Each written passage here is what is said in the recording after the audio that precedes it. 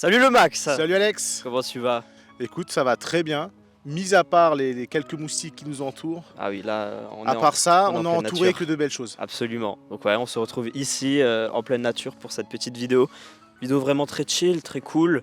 On va parler vidéo, on va parler peut-être un peu photo, on va parler de tout ce qui touche voilà, à l'audiovisuel en général. Donc ces petites vidéos seront divisées en 3 épisodes pour ma part.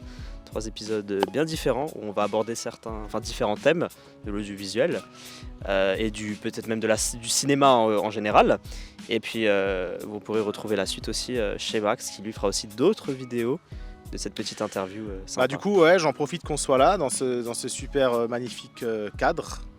Absolument. Pour tourner une petite vidéo que je vais mettre sur ma chaîne où on va parler de je te dis pas de quoi on va parler. Ouais, alors on s'est dit voilà, on ne se spoile pas les sujets parce que c'est bien d'avoir l'effet de surprise et ça permet voilà, de répondre sur le moment en fait. Tout à fait. Et qu'on commence pas déjà à réfléchir, tiens. C'est ça. Eh bien, est-ce que juste avant qu'on commence, tu peux juste te présenter, qu'est-ce que tu fais dans la vie, voilà, très rapide. Donc je m'appelle Max et je suis ce qu'on appelle un vidéaste indépendant ou un filmmaker, comme disent les Américains, les Anglo-Saxons.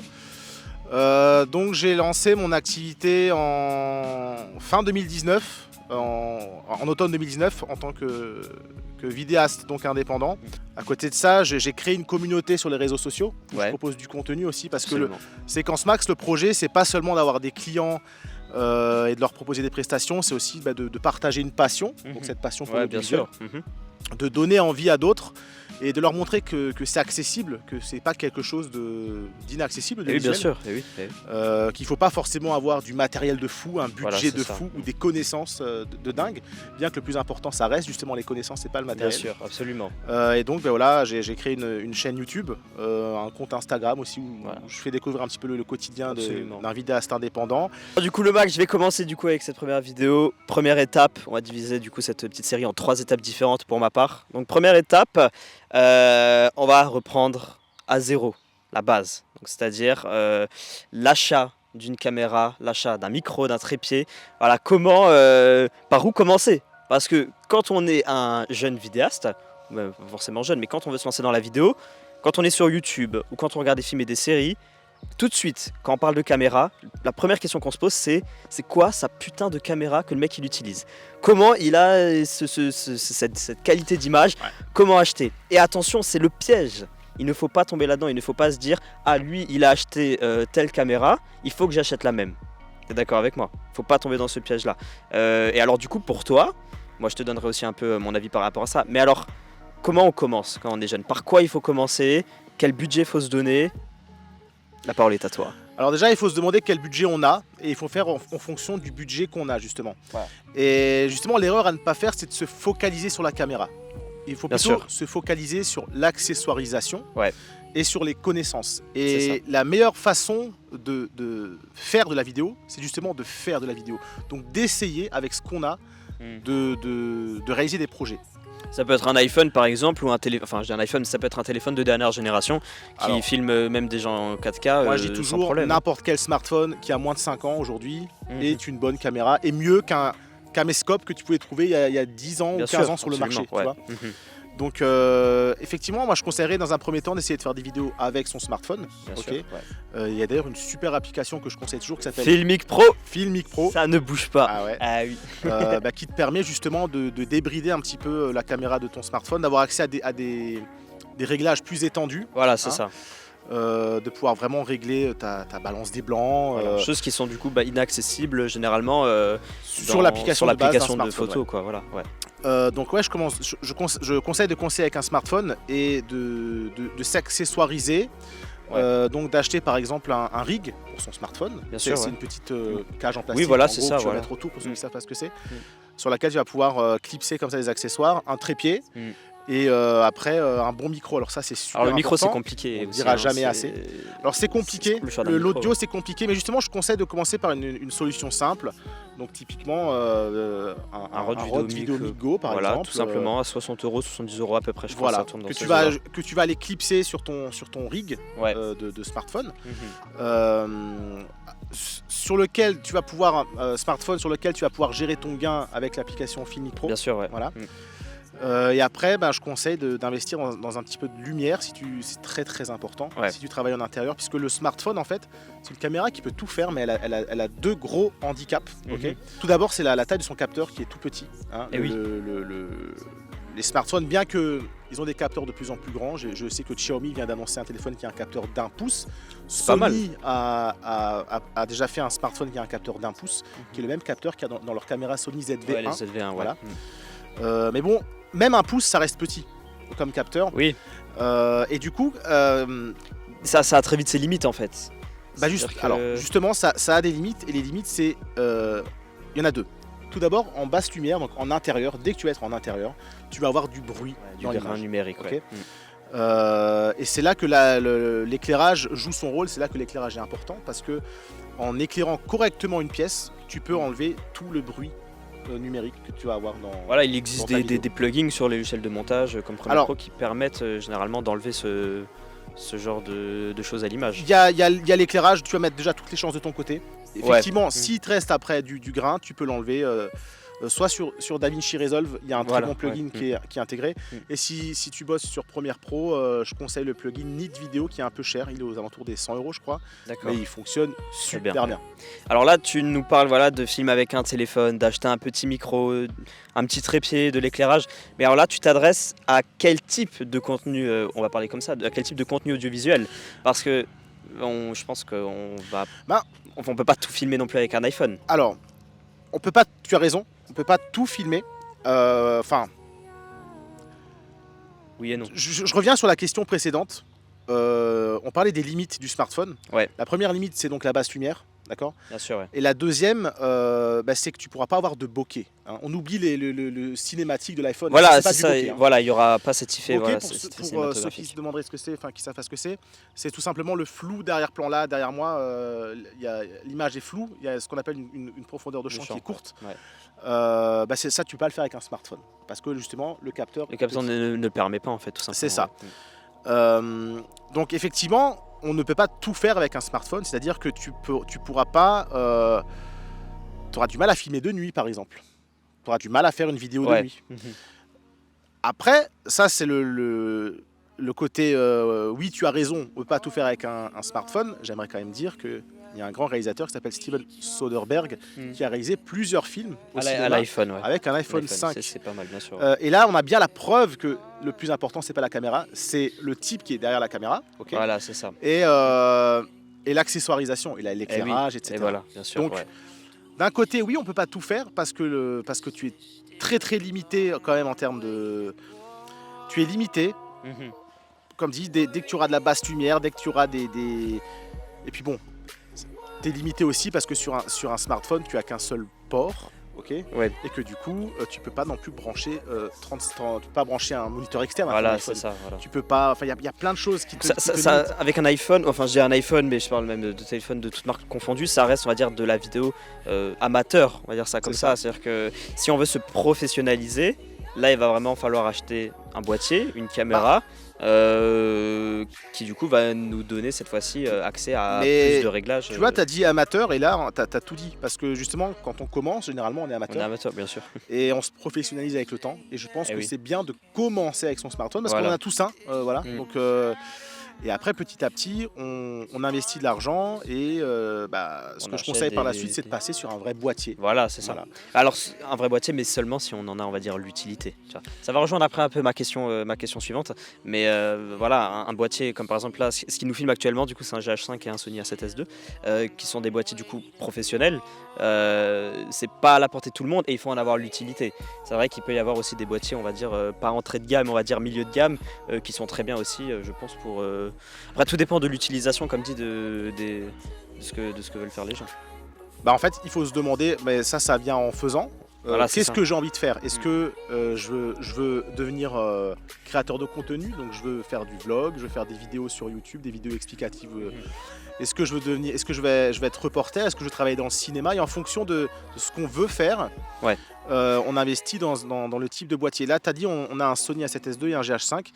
Ça, c'est des boîtiers qui se destinent justement à nous, les professionnels de la vidéo. Quoi. Des professionnels, des gens qui faisons un peu de tout. C'est-à-dire que nous, autant on peut aller filmer un mariage, autant on peut aller faire un clip vidéo, une pub, autant on peut se filmer nous-mêmes. C'est polyvalent, on peut tout faire. Après, c'est pas des boîtiers qui sont utilisés dans le cinéma, par exemple. Ouais, bien sûr, ouais. Mais par contre, c'est parfait pour l'usage que nous, on a de nos caméras. Ok. Alors, tu parlais à l'instant que nos caméras qui nous filment actuellement ne sont pas destinées au cinéma. Alors du coup, alors là, je vais parler personnellement, parce que je connais Max personnellement. Toi, tu es quelqu'un qui aime bien avoir du matos minimaliste. Tu aimes bien te déplacer avec le strict minimum, et c'est très bien. C'est-à-dire que toi, pour une fiction, voilà, tu vas vouloir prendre ton boîtier, ton micro, ton trépied, ton kit d'éclairage, et c'est tout. Et très souvent, tu renouvelles ce matériel parce qu'il y a de nouvelles choses qui sortent, des choses plus compactes, plus faciles à transporter. Mais alors du coup, qu'est-ce que tu répondrais par exemple aux personnes, parce que je sais que certaines personnes disent ça, pourquoi dans le monde du cinéma, on s'embête à faire des films avec des très grosses caméras, avec des objectifs de 10 kg, alors qu'on pourrait utiliser, on va dire, un Sony A7S ou un GH5 ou un G6 par exemple, où la qualité ne se verra pas tant que ça. Je pense qu'une personne qui fait cette remarque n'a peut-être jamais vu un plateau de tournage de cinéma. Parce que sur un plateau de tournage de cinéma, en fait, il y a beaucoup de moniteurs qui sont reliés aux caméras. Voilà.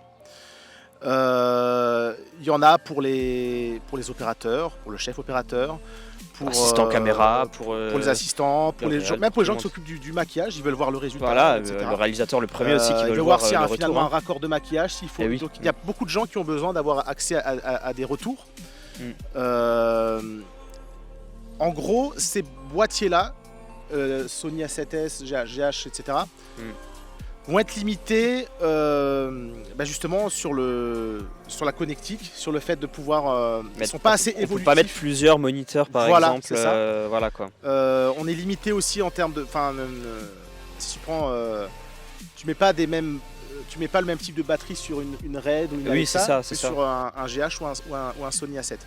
Donc en gros, le problème, c'est qu'on va être à court d'axe limité dans l'accessoirisation. Voilà, c'est ça ce que j'allais dire. Voilà. C'est même pas tellement la qualité d'image qui... Elle joue quand même. Alors, il y a une différence. Tu vois, c'est bien de filmer avec une RED ou une Alexa, mais l'objectif fait aussi... l'objectif fait énormément le travail aussi. Si on prend des objectifs, par exemple, Panavision ou des objectifs Sony qui s'adaptent du coup aux caméras de cinéma, on a un rendu absolument cinéma. La majeure partie du rendu d'une qualité d'image, c'est l'objectif, c'est pas le boîtier. Oui, bien sûr. Ouais. Ça c'est clair et net. Blackmagic, tu vois, ils font la Pocket Cinema 4K avec un capteur micro 4 tiers, comme sur le Lumix GH5. Et ils prétendent vendre une caméra de cinéma avec ça. Donc pour 1500 €, tu peux acheter une caméra de cinéma. Et c'est vrai que c'en est une. Oui, bien sûr, ouais. Une caméra de cinéma parce que tu peux l'accessoiriser. Vraiment, c'est une caméra de cinéma. Elle permet de filmer dans des formats qui sont des formats cinéma. Donc typiquement, ça veut dire avec des objectifs anamorphiques, avec du log, etc., du 4.2 de 10 bits, tout ce qu'on veut. Ouais. Par contre, tu vois, c'est des caméras qui sont limitées au niveau de l'alimentation. C'est pour ça que sur les tournages de cinéma, en vérité, on n'utilise pas de Blackmagic Pocket Cinema 4K. Non, ça c'est un vidéaste comme nous, un filmmaker, il sera content d'avoir ça parce que quand il va réaliser un court-métrage, une fiction. Voilà, ça va avoir ce look, cet aspect cinéma. C'est ça, mais ça ne l'est pas vraiment. On n'utilise pas ça dans le monde du cinéma. Voilà, et on sait, alors on le sait pour ceux peut-être qui ne le savent pas, mais dans le monde du cinéma, il y a trois principales caméras. Du coup, il y a la RED, il y a l'Alexa et il y a le Sony. Je sais plus là la rêve de ce Sony, mais bref, voilà. C'est ces trois caméras qu'on va utiliser sur le plateau. Et Max le disait très bien, l'accessoirisation joue énormément. C'est-à-dire que les objectifs polyvalents, qui est du coup un objectif qui coûte 20 000 €, qui va se mettre sur une caméra à 80 000 €. L'objectif il pèse 4 kg, ton GH5 à côté, c'est pas ouf quoi. Mais c'est très intéressant parce que voilà, les gens peuvent se dire que pourquoi encore utiliser ces grosses caméras de cinéma alors que maintenant on a des caméras professionnelles pour 3 ou 4 000 euros qui gèrent très bien. Mais c'est vrai qu'il y a tout un tas de choses et sur un tournage, il y a voilà, l'assistant caméra, il y a le réalisateur, l'assistant réalisateur, bref, tous ces gens-là qui du coup ont un métier, ont une spécialisation ou spécialisation. Et voilà, et c'est leur métier et c'est vrai qu'utiliser ce genre de caméra avec ce genre d'objectif, tout de suite il y a un rendu cinéma, il y a quelque chose. Donc malheureusement à l'heure actuelle, nos boîtiers ne sont pas capables encore d'avoir des objectifs, on va dire, de cette qualité-là, d'avoir cette qualité d'image. On peut pas encore filmer en 12 bits 4K par exemple, ça c'est pas encore possible, mais ça va se faire par contre. Alors, moi j'attends dans quelques années, dans 10 ans, je pense que certains réalisateurs vont passer sur peut-être des caméras comme ça. Moi j'irai plus loin, je pense que les grosses caméras de cinéma vont disparaître à terme. Je pense. Oui, pour laisser place à des petits boîtiers comme ça qui arrivent à filmer, parce que, qui les rattrapent. Si tu regardes l'histoire, si tu regardes sur 10 ans, 20 ans, comment ça a évolué, si ça évolue de la même façon, effectivement, ça sera l'extinction. Ah oui, comme ça a été l'extinction des caméras d'épaule pour les gens qui font du reportage. Oui, voilà, de la c'est télé. ça. Ouais. Les caméras de cinéma, oui, vont être remplacées par ce genre de boîtier. Pour moi, c'est évident. Alors pas tout de suite parce que voilà, pour le moment, c'est pas, ça marche pas en fait. C'est-à-dire qu'elles ne sont pas encore adaptées à ce genre de milieu, mais ça va arriver. Ça va arriver. Alors du coup le Max, j'ai une dernière question à te poser parce que voilà, la suite. Alors il y a une suite de vidéos, la suite elle sera du coup chez Max, sur la chaîne de Max que vous pourrez aller voir. Tout à fait. Ça sortira. Le lien est dans la description. Si tu la sors avant. Oh, tu la sortiras avant. Ouais, c'est ça. Tu sais très bien que tu la sortiras avant. C'est pour ça que je dis ça. Mais bon, je vous repartagerai tout ça. Donc il n'y a pas le lien dans la description. Tu pourras toujours mettre le lien dans la description. Voilà, le lien de ta chaîne, les gens s'abonnent et puis ils verront quand la vidéo sortira. Exactement. Alors dernière question, le Max. Alors là, cette question du coup, elle est assez large. Tu peux parler de plusieurs choses. Comment on fait les bébés? Non, pardon. Aussi. Du coup, le Max, cette question, c'est quels sont les pièges à éviter en tant que vidéaste, qu'on soit amateur ou professionnel? Il y a toujours des pièges. Et est-ce que tu pourrais nous conseiller, ou même moi aussi vous conseiller du coup, sur les pièges à éviter en tant que vidéaste? Les pièges à éviter, pour moi, par exemple, c'est de ne pas assez connaître son matériel. C'est pour ça que je pense qu'il vaut mieux avoir une caméra qui n'est pas forcément la plus évoluée, qui n'est pas la plus récente, mais la connaître par cœur, tu vois, plutôt que d'aller se lancer. Ne croyez pas que le dernier, le Sony A7S IV, parce que vous avez le Sony A7S IV ou le GH6, vous allez tout d'un coup faire des putains de vidéos. Absolument pas. Non. Vraiment, j'insiste sur le fait que c'est la personne derrière, la caméra, ce n'est qu'un outil. Je veux dire, un dessinateur, tu pourras lui mettre le meilleur crayon du monde, si c'est pas dessiné, c'est pas dessiné. Voilà, alors si tu prends Picasso, tu lui donnes un stylo bic, il saura te faire un putain de tableau. Tu vois le truc? Donc, connaître son matériel, alors, très important. Ouais, déjà, choisissez votre famille. Choisissez si vous êtes plutôt... allez, quand je dis choisissez votre famille, ça veut dire votre marque de caméra. Moi et Max, voilà, c'est très vite. On est deux familles différentes. Moi, je suis chez Sony, Max, il est chez Lumix. Pourtant, on s'entend très bien. Ah oui, bien sûr, on n'est pas du tout ennemis. On se serre même la main. Tu vois, voilà. Si on était moins loin l'un de l'autre, on se serait fait la bise. Mais bon, on est un peu loin là. On n'a pas envie de se lever. C'est ça. Du coup, choisissez votre outil, donc le type d'objectif. Là aussi, on est très différents, toi et moi. Alex, toi, tu adores les objectifs zoom. Voilà, polyvalents. Les polyvalents. Moi, je travaille que avec des focales fixes. Tu vois, Donc voilà, choisissez votre outil, celui avec lequel vous êtes à l'aise, et connaissez-le par cœur. Vraiment, allez dans tous les menus, testez. N'allez jamais, par exemple, pour un vidéaste, admettons que vous êtes parti sur un court-métrage avec des amis. Et j'aurais pu dire où vous alliez filmer votre premier mariage ou réaliser votre premier clip. Surtout, n'y allez pas sans vous être préparé correctement. Préparez-vous bien. La grosse connaissez. Erreur, Voilà, pour moi, c'est la plus grosse erreur. C'est d'arriver, c'est-à-dire que tu as mobilisé des gens, tu arrives et là, mince, tu sais plus en fait où se trouve le focus picking dans ton menu. Et tu vas devoir chercher, faire perdre du temps à tout le monde, etc. Donc connaissez votre outil par cœur, entraînez-vous de votre côté. Et pour rejoindre ça aussi, jamais filmer en automatique. très important. Bah ça de toute façon, alors... Parce que tu vois, c'est bien de connaître sa caméra, mais s'il vous plaît, filmez en manuel, croyez-moi. Moi j'ai fait partie des gens qui ont filmé en automatique au début parce que je savais pas gérer une caméra. Et oh mon dieu que je le regrette sur certains projets. Alors pas projet professionnel, hein, parce que ça remonte il y a maintenant, il y a quoi, une dizaine d'années peut-être maintenant. Hein. Mais oh mon dieu, apprenez à filmer en manuel, même si ça vous fait peur, apprenez, c'est très important. S'il y a une personne qui regarde cette vidéo et qui veut, qui veut en faire son métier, qui veut faire de la vidéo et qui sait pas ce que veut dire filmer en manuel, c'est justement la différence entre l'amateur et le pro, elle est là, tu vois. Je pense. Si tu sais pas ce que veut dire filmer en manuel, tu l'auras vite appris, ça s'apprend vite. Hein. C'est qu'il faut que tu l'apprennes. Les petites bases, ça et c'est ça qui fera de toi, tu vas gagner tu vas faire un gros gap en termes de professionnalisation. Parce que voilà, ça veut dire que tu vas gérer ton exposition toi-même, voilà, c'est ça, ton focus toi-même, etc. Absolument. Et justement, bah, c'est comme conduire, d'accord. Moi, j'irai pas monter en voiture. Bon, je l'ai fait avec toi, Alex, hein. Avec quelqu'un qui vient d'avoir son permis, tu vois. D'habitude, j'évite. J'ai fait avec toi parce que c'est toi, mais d'habitude, je monte pas en voiture avec quelqu'un qui vient d'avoir son permis parce qu'il connaît pas encore bien son véhicule. Voilà. Mais avec le temps, tu fais corps avec ta voiture, tu la connais par cœur, tu la maîtrises. Et oui, ouais, c'est ça. Et du coup, bah, tu as confiance en toi et les autres ont confiance en toi. C'est ça. Et voilà, ta caméra, au bout d'un moment, tu fais corps avec. Tu connais ton outil par cœur. Voilà, c'est un prolongement de ton esprit. Il faut pratiquer en fait, c'est simplement, il n'y a pas de mystère quoi. C'est pas, je prends le cadre d'un sportif, c'est pareil, un sportif il veut se présenter aux Jeux Olympiques, et ben qu'est-ce qu'il fait? Il s'entraîne.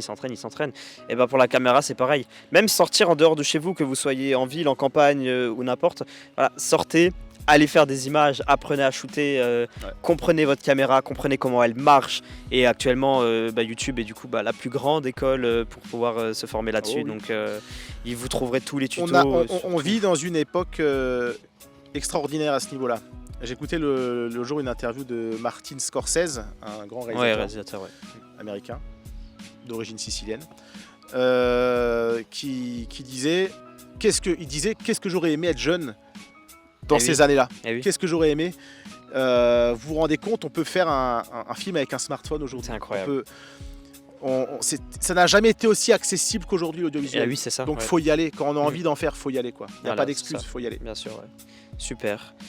Eh bien, je pense que pour ma part, Max a répondu à toutes mes questions. On va enchaîner du coup avec les tiennes. Comme dit, je vous le répète, si vous voulez voir la deuxième interview, ça se passera sur la chaîne de Max. Et voilà, merci beaucoup le Max en tout cas d'avoir répondu à mes quelques questions. Hein. Merci à toi, Alex. Avec plaisir. Si vous avez aimé cette vidéo, comme dit, n'hésitez pas à vous abonner, à liker, à partager, à commenter, bref, à faire tout ce que vous voulez. Moi, je vous dis à bientôt pour une prochaine vidéo. Salut tout le monde.